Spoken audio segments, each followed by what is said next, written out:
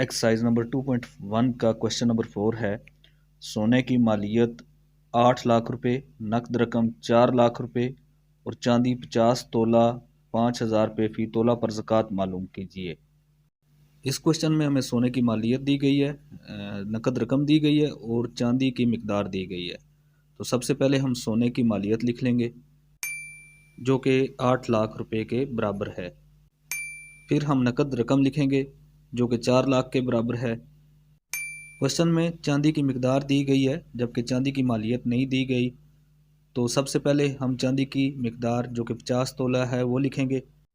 फिर हम फ़ी तोला चांदी की कीमत जो कि 5,000 रुपये है वो लिखेंगे।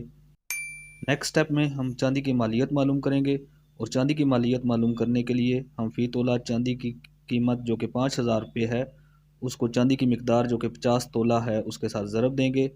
तो 2,50,000 रुपये हमें जवाब हासिल होगा। चांदी की मालियत मालूम करने के बाद हम सोने की मालियत, नकद रकम और चांदी की मालियत को आपस में जमा करेंगे तो हमारे पास कुल मालियत आ जाएगी। ये वो रकम है जिस पर हमने ज़कात मालूम करनी है।